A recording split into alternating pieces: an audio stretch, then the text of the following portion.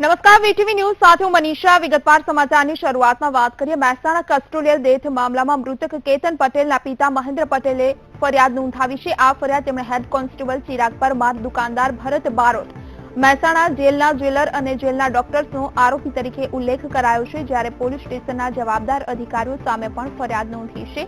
આ તમામ સામે હત્યા અને હત્યારાઓને બચાવવાનો આરોપ લગાવવામાં આવ્યો છે. જ્યારે હત્યા, અપહરણ અને પૂર્વ આયોજિત કાવતરું વિરુદ્ધની કલમો હેઠળ ફરિયાદ નોંધવામાં આવી છે. આ ફરિયાદ જિલ્લા પોલીસ વડાને લેખિતમાં આપવામાં આવી છે. જ્યારે રેન્જ આઈજી અને જિલ્લા પોલીસ વડાએ તેમની ફરિયાદ સ્વીકારી હતી.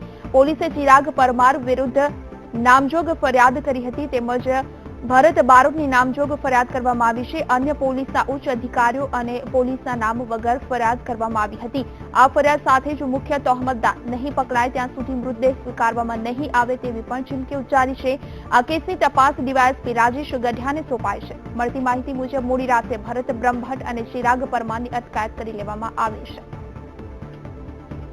વધુ માહિતી સાથે સંવાદદાતા કમલેશ રાવલ ફોન લાઈન પર જોડાઈ ગયા છે. કમલેશ, મહેસાણા કસ્ટોડિયલ ડેથ કેસમાં જ્યારે અમુક વ્યક્તિ વિરુદ્ધ નામજોગ ફરિયાદ દાખલ કરવામાં આવી છે ત્યારે કેટલા લોકોની અત્યાર સુધી પોલીસે અટકાયત કરી છે અને કયા પ્રકારની કાર્યવાહી હાલ થઈ રહી છે?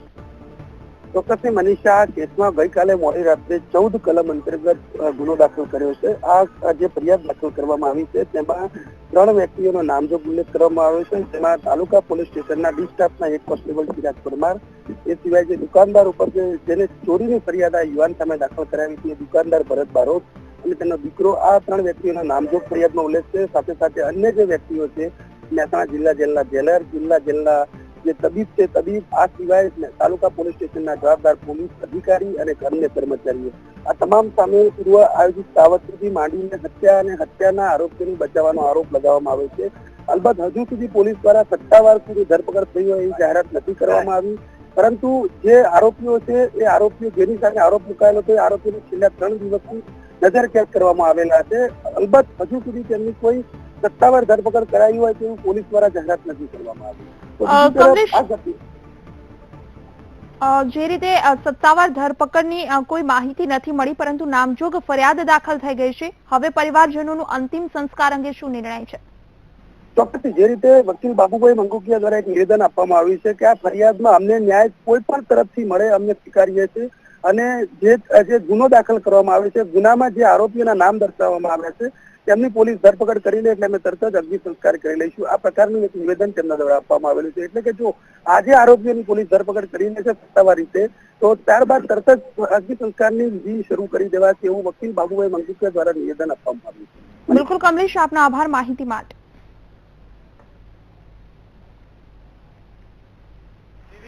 એફઆઈઆર દર્જ કરવામાં ચાલુ છે અને 3 આરોપી એના નામનો છે. એક જો હેડ કોન્સ્ટેબલ હતો ચિરાગ પરમાર અને જો 2 પબ્લિકના માણસો છે ભરત બારોટ અને એનો દીકરો, એમના વિરુદ્ધ 302, 364, 397, 120B અને પીસીઆઈ એક્ટ અનુસાર ફરિયાદ દાખલ કરવામાં આવેલ છે.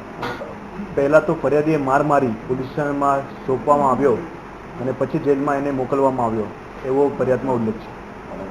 3 પાર્ટ એ છે, એક જો આરોપ આપવામાં આવેલ ચોરીના એ, પછી પોલીસ કસ્ટડીના અને ત્રીજા જેલમાં એ 3 પાર્ટમાં ફરિયાદ આપવામાં આવેલ છે.